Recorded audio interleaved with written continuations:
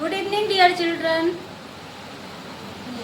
मैं स्नेहलता शुक्ला एक नए वीडियो के साथ। जैसा कि कल मैंने आप लोगों को ह्यूमन आइज के स्ट्रक्चर और फंक्शन के बारे में पढ़ाया था, तो जो आँख मानव नेत्र की संरचना और उसकी कार्यविधि, और उसी से संबंधित ये टॉपिक है मेरा डिफेक्ट्स ऑफ विजन या दृष्टि दोष।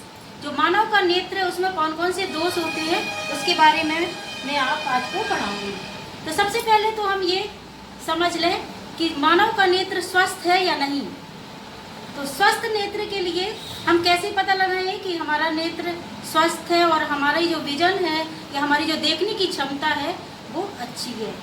तो इसमें सबसे पहले जो हमारा दृष्टि विस्तार होना चाहिए वो 25 सेंटीमीटर, मतलब न्यूनतम दूरी जो हो वो 25 सेंटीमीटर।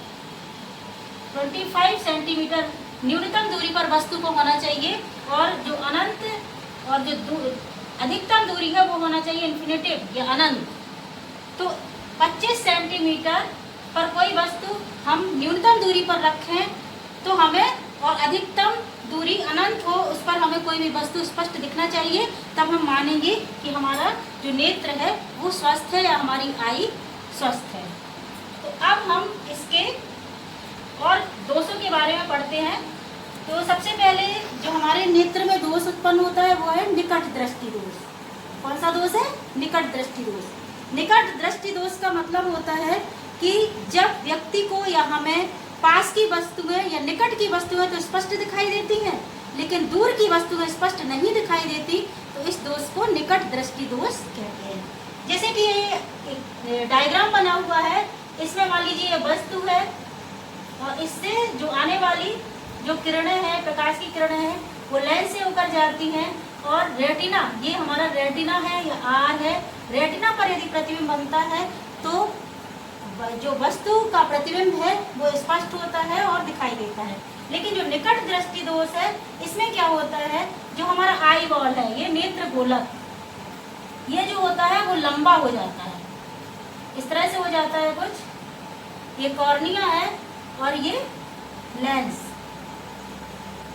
और जब भी प्रकाश की किरणें यहाँ से गई, देखिए तो लेंस से होकर गुजरती हैं, तो निकट दृष्टि दोष में क्या होता है कि ये वस्तु का प्रतिबिंब यहाँ पर हमारा फोकस मिल जाता है एफ, और यहीं पर वस्तु का प्रतिबिंब बन जाता है, जबकि हमारा ये रेटिना है, ये क्या है, ये आर या रेटिना है, इस पर प्रतिबिंब नहीं बनता, रेटिना के पहले ही बन जाता है। तो इसको हम कहते हैं निकट दृष्टि दोष। अब इसको दूर कैसे किया जाता है? इसको दूर करने के लिए हम कॉनकेव लेंस का प्रयोग करते हैं, या इसको हिंदी में अवतल लेंस कहते हैं। ठीक है, ये वाला लेंस जब लगा देते हैं अवतल लेंस, तो जो प्रकाश, जो किरणें हैं, ये लेंस जो होता है वो प्रकाश किरणों को इस तरह से जाता है कुछ, और ये जो प्रतिबिंब है ये हमारा रेटिना पर बन जाता है। तो ये कहाँ पर बनेगा? अवतल लेंस लगाने पर रेटिना पर प्रतिबिंब बन जाएगा, और अवतल लेंस लगाकर इस प्रकार के दृष्टि दोष को दूर किया जाता है, यहाँ पर फोकस मिलता है। तो ये हमारा निकट दृष्टि दोष हो गया। और जो इसका जो लेंस की क्षमता है, जो हम लेंस लगाते हैं उसको डायोप्टर में मापा जाता है, लेंस की क्षमता को। तो ये आपका निकट दृष्टि दोष हो गया। अगला है आपका दूर दृष्टि दोष। दूर दृष्टि दोष क्या होता है? दूर दृष्टि दोष को मैं अभी समझाती हूँ। दूर दृष्टि दोष में हमें दूर की वस्तुएं तो स्पष्ट दिखाई देती हैं, लेकिन पास की वस्तुएं स्पष्ट नहीं दिखाई देती। तो ये हमारा हो जाता है दूर दृष्टि दोष। ये किस कारण होता है? इसका रीजन क्या है? जो हमारा नेत्र गोलक है वो कुछ चपटा हो जाता है। चपटा होने के कारण इसको हम हाइपरमेट्रोपिया भी कहते हैं, और जो निकट दृष्टि दोष था उसको मायोपिया कहते थे, इसको हाइपरमेट्रोपिया कहते हैं। तो इसमें भी इसी तरह का होता है कुछ। ये हमारा जैसे कॉर्निया हो गया, और ये है रेटिना।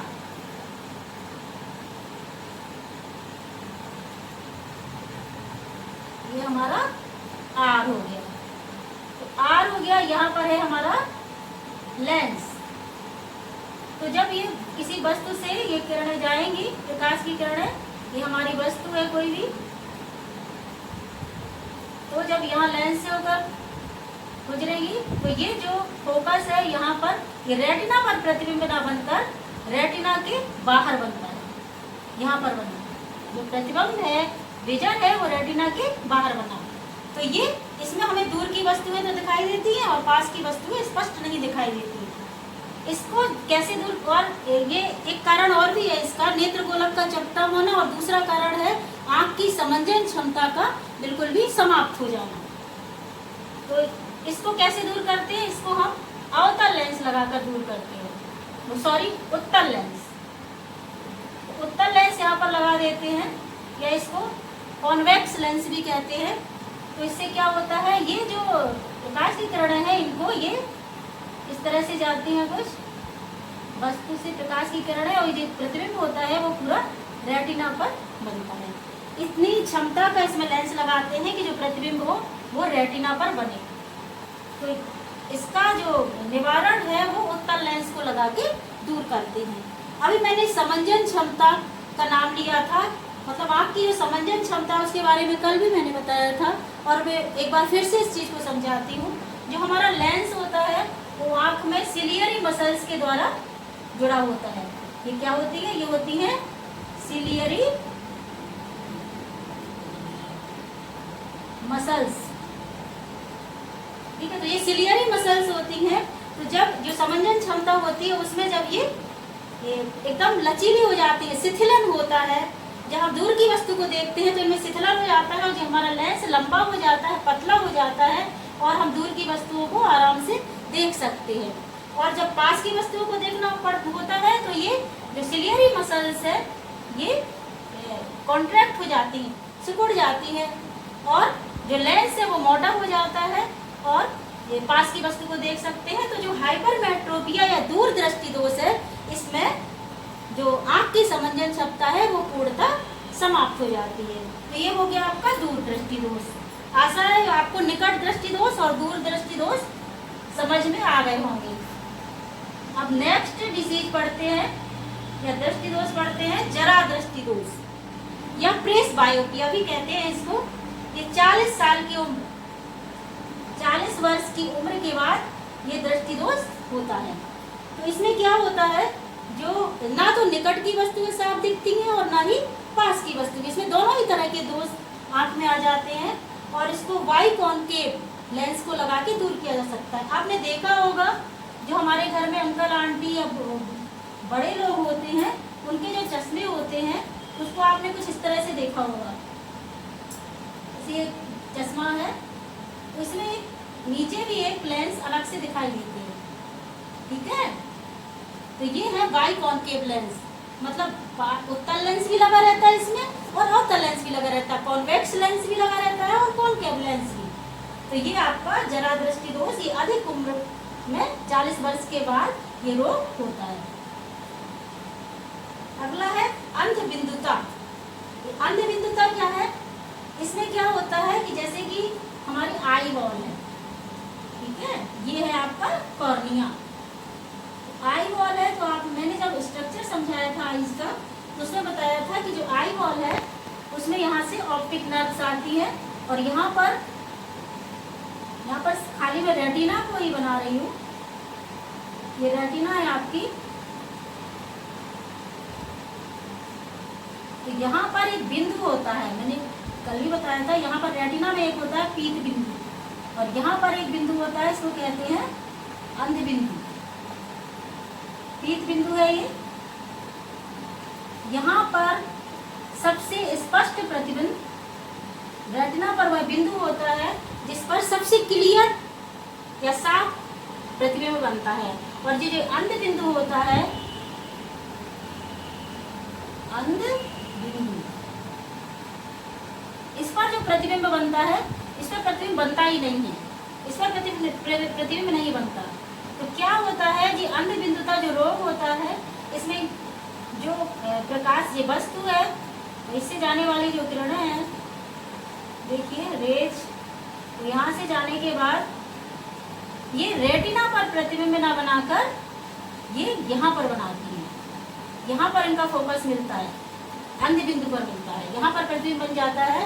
तो यहाँ पर प्रतिबिंब बनने के कारण ये व्यक्ति को दिखाई देना बंद हो जाता है।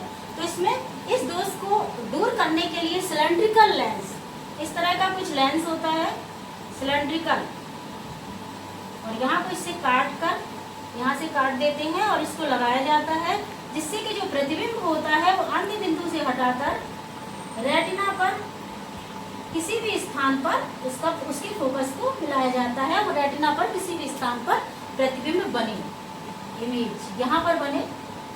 तो इसको सिलेंड्रिकल लेंस को दूर करके इससे क्या होता है, जब ये इस प्रकार का दोष व्यक्ति को होता है तो वो आंखें तिरछी करके देखता है, या भेड़ापन भी इसको कहते हैं। तो इसको सिलेंड्रिकल लेंस को काट कर लगाकर इसको दोष को दूर किया जाता है।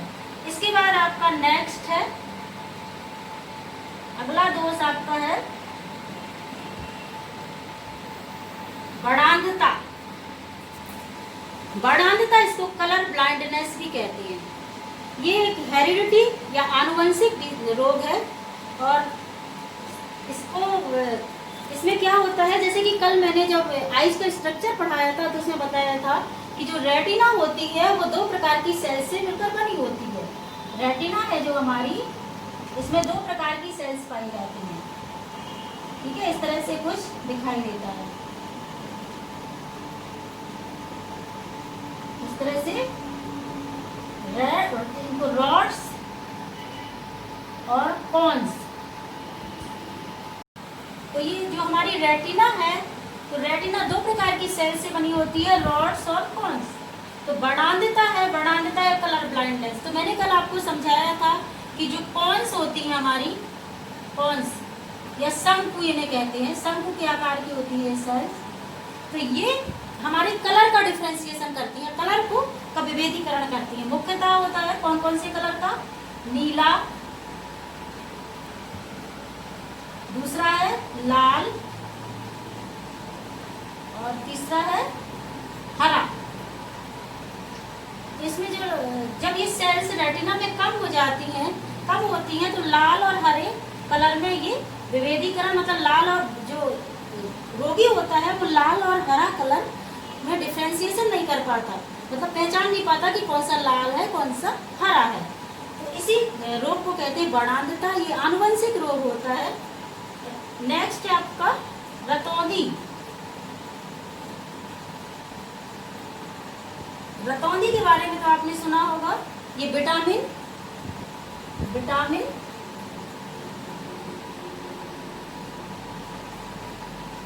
ए की कमी के कारण होता है, विटामिन ए की कमी के कारण ये रोग होता है। तो इसमें क्या होता है, इसमें भी वही चीज आती है कि जो हमारा रेटिना है वो रॉड्स और कॉन्स, तो 2 प्रकार की सेल्स से बना होता है।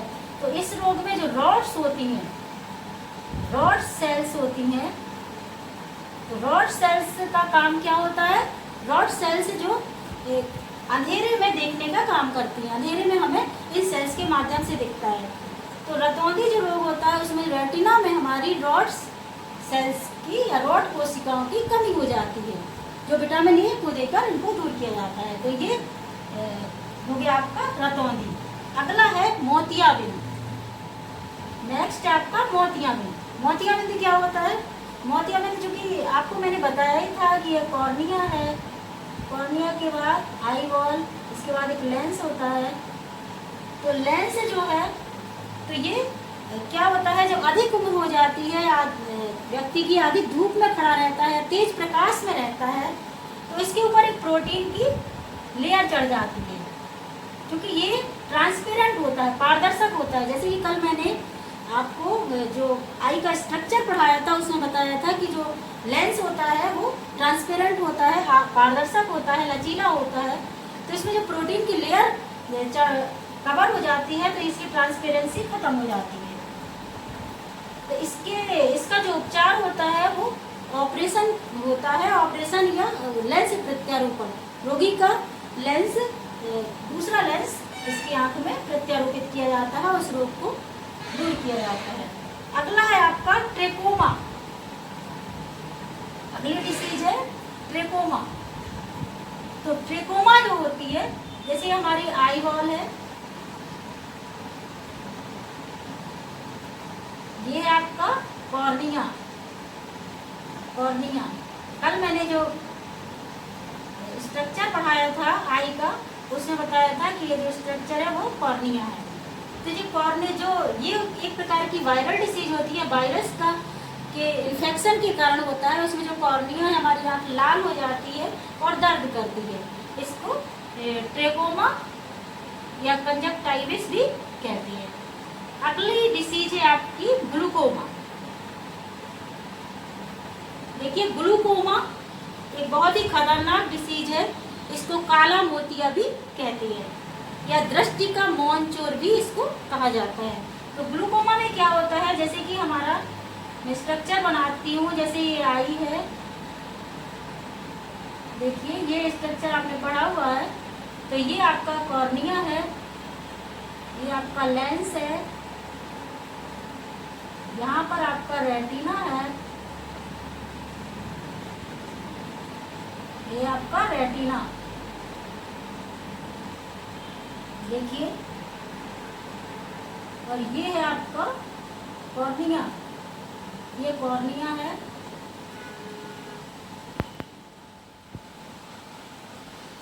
कॉर्निया है और ये लेंस है। तो इसके अंदर एक प्रकार का लिक्विड भरा होता है जिसको मैंने कल बताया था। इसका नाम होता है एक्वस ह्यूमर। एक्वस ह्यूमर या जलीय द्रव भी कहते हैं इसको, जलीय द्रव, जलीय द्रव। और यहाँ पर हमारी पलकें होती हैं। तो आपने देखा होगा इसके ऊपर अन्य होती हैं कवर, जैसे रक्तक पटल, कोर्वाइड, स्क्लेरोटिक, ये सब होती हैं। और कोर्वाइड से ये जो नर्व्स होती है ये निकल करके ऑप्टिक नर्व्स यहाँ तक यहाँ जाती हैं, ये ब्रेन तक जाती है, मस्तिष्क तक जाती है। तो इस रोग में क्या होता है, इस डिसीज में, जिसके अंदर जो ये लिक्विड भरा होता है या जलीय द्रव या एक्वस ह्यूमर इसको कहते हैं, ये कभी कभी जो हमारी पलकें होती हैं इसके नीचे लैक्राइमल ग्लैंड्स पाई जाती हैं। तो जब लैक्राइमल ग्लैंड से कभी कभी आंसू के रूप में भी ये द्रव बाहर निकलता है और इसका जो स्वाद होता है वो नमकीन होता है। तो ये बाहर नहीं निकल पाता या सूख जाता है, सूखने लगता है। तो ये जो नर्व्स हैं, हमारी तंत्रिकाएं हैं जो ब्रेन को जाती हैं, ये सूखने लगती हैं, क्योंकि इन तंत्रिकाओं का काम होता है कि जो इमेज बनती है या यहाँ से जो इम्पल्सेस जाते हैं या इमेज की जो वो ब्रेन तक पहुँचती हैं तंत्रिकाओं के माध्यम से। तो ये जो ब्रेन है वो हमको प्रतिबिंब का आभास कराता है। तो जब ये तंत्रिकाएं ही सूख जाएंगी और नष्ट होने लगेंगी तो फिर ब्रेन को हमारे इमेज का या प्रतिबिंब का आभास ही नहीं होगा और इस तरह से इस रोग में पूरी तरह से अंधा बना जाता है। और इस रोग को काला मोतिया या दृष्टि का मौन चोर भी कहते हैं। तो बच्चों, आशा है कि आपको समझ में आ गया होगा। ये थे दृष्टि दोष। नेक्स्ट अगले वीडियो में मैं फिर से उपस्थित होंगी एक नए वीडियो के साथ। बाय।